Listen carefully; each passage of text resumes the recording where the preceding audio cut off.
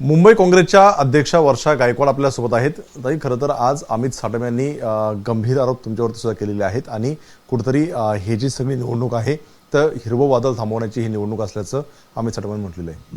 नाही, तुम्ही बघताय सुरुवातीपासून ज्या वेळापासून जे आहे ते अमित साटम भाजपाचे मुंबईचे अध्यक्ष झाले, त्यांनी एकमात्र अजेंडा ठेवलेला आहे. सुरुवातीपासून त्यांचं वक्तव्य फक्त हिंदू मुस्लिम करण्याशिवाय त्यांनी कधीही मुंबईच्या बाबतीमध्ये कुठलं तरी एखादं सांगितलं का विधायक काम करण्यासंदर्भामध्ये. मला त्यांनी सांगितलेल्या डेटाबद्दल पण प्रश्न असे विचारायचा की ज्या वेळेला 2011पासून सेन्सेक्स झाला नाही त्यामुळे ह्यांनी आकडे आणले कुठून, स्वतःच्या बुद्धिमत्तेतून आणले का कुठून आणले मला कळलं नाही. की स्वप्नात काय झाले त्यांना म्हणून त्यांच्या स्वप्नात ते आकडे आलेत. दुर्दैवाने तुम्हाला मी सांगते, ही निवडणूक सातत्याने त्यांनी धर्मावर नेण्याचं काम केलेलं आहे. मुंबईकरांच्या कुठल्याही प्रश्नावर ते बोलत नाही आहे. ज्या वेळेला आम्ही त्यांना घनकचरा व्यवस्थापनाचा प्रश्न विचारतोय, प्रदूषणावरती वायू प्रदूषणावरती प्रश्न विचारतोय, त्या ठिकाणी मोठ्या मोठ्या भ्रष्टाचारावरती प्रश्न विचारतोय, आम्ही त्यांना ट्रॅफिकच्या बद्दल, रस्त्याच्या बद्दल, पाण्याच्या बद्दल प्रश्न विचारतोय, त्यावेळी कुठल्याही मुद्द्यावर न बोलता सातत्याने ते आहे ते धार्मिक करण्याचं वातावरण प्रयत्न करतात. मला एक गोष्ट सांगायला पाहिजे की ज्या तऱ्हेने त्यांची मी प्रेस कॉन्फरन्समधली वक्तव्य ऐकली आणि बघितली, मला कुठेतरी असं वाटलं की म्हणजे तुमच्या हातात जवळपास 3 वर्ष 9 महिने सत्ता आहे.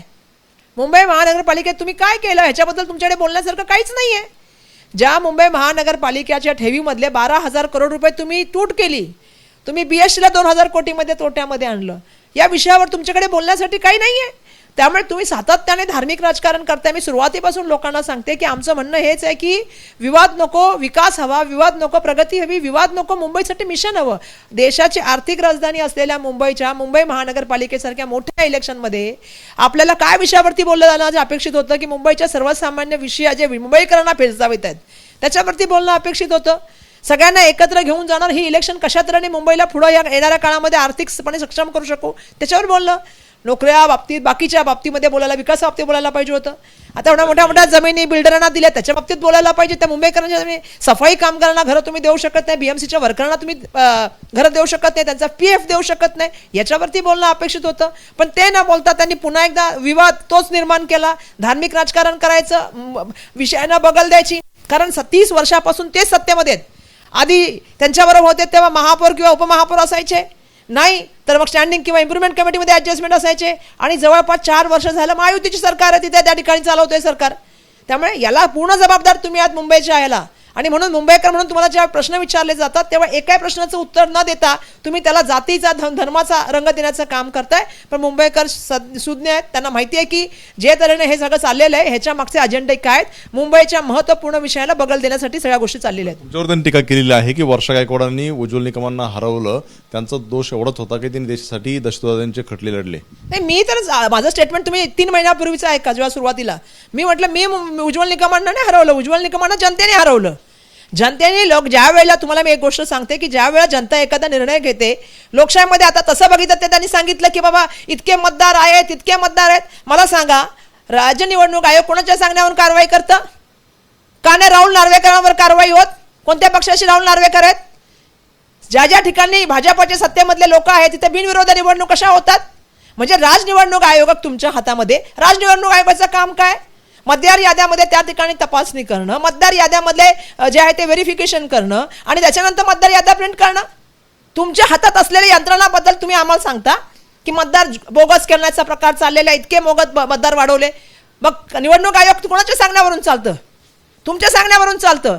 जे मी सातत्याने त्यांचं ऐकत होते की ते बाकीच्या गोष्टीचा उल्लेख करतात. मला सांगा, केंद्रीय होम मिनिस्टर कोण आहे? कोणत्या पक्षाचा आहे? अमित शहा कोणत्या पक्षाचे आहेत? या राज्यामधले मुख्यमंत्री होम मिनिस्टर आहेत, कोणत्या पक्षाचे आहेत? आणि तुम्ही सांगता की लोक बांगलादेशवरून येतात, ट्रिपल इंजिन, डबल इंजिन सरकारच्या भाषा करतात तुम्ही, आणि तुम्ही सांगता की लोक बांगलादेशमधून येतात. मग मला हा प्रश्न या ठिकाणी विचारायला पाहिजे की तुमचं मग सरकार वरचं आणि खालचं करतं काय? तुम्ही आता या ठिकाणी मोठ्या प्रमाणामध्ये सेन्सेक्स अजून झालेलं नसताना, सेन्सेक्स नाही म्हणून तुम्ही त्या ठिकाणी महिला आरक्षण देऊ शकला नाही. आणि असं असताना आम्ही सांगतोय की जातीनिहाय जनगणना झाली पाहिजे, भूमिका राहुल गांधीजींनी मांडली. कुठे सुरू आहे अजून ते? त्यांनी असं म्हटलंय की मुस्लिमांची संख्या 8% 21% गेली. तेच सांगते मी, कुठून आणला त्यांच्या बुद्धीमध्ये, कुठून आणलं त्यांनी? प्रूफ दाखवा, कुठून आणलं त्यांनी हा डेटा? सेन्सेक्स झालाय का देशामध्ये? सेन्सेक्स झालाय का 2011 पासून? कुठून डेटा आणला? काहीतरी फेकत फकिंग करायची आणि एक वातावरण तयार करायचं. तुम्ही मुंबईच्या मूलभूत विषयाबद्दल का नाही बोलत आहेत? आज तुम्ही मुंबईमध्ये फिरा, रस्त्यामध्ये काय परिस्थिती आहे, रस्त्यामध्ये खड्डे पडलेत, रस्त्यामध्ये ट्रॅफिकचा प्रश्न आहे. सिमेंट कॉन्क्रीटचे रस्ते करण्यासाठी करोडो रुपयाचं कॉन्ट्रॅक्ट दिलं, झाले का रस्ते तयार? 30% काम पण पूर्ण नाही करू शकले, काही ठिकाणी 0% काम आहे. त्याच्यावर का बोलत नाहीत? हे मुंबई महानगरपालिकेची ठेव का तोडली, त्याच्यावर का बोलत नाहीत? मुंबईकरांना व्यवस्थापन परिवहन देऊ शकत नाही तुम्ही, त्याच्यावर का बोलत नाहीत? मुंबईच्या कुठल्याही विषयावरती अजून अध्यक्ष झाल्यापासून अमित साटमांनी एक शब्द बोललेला नाहीये. सातत्याने धार्मिक राजकारण, मी तर सांगते मी संविधान मानणारी आहे, मी तर बाबासाहेबांची अनुयायी आहे. तुम्ही काय मला सांगताय? आम्ही लोकशाही मानतो, ज्या लोकांनी मला निवडून दिलं त्यांचा मला सन्मान आहे. तुम्ही म्हणत नसेल कदाचित लोकशाही, लोकांनी पराभव केला त्यांचा.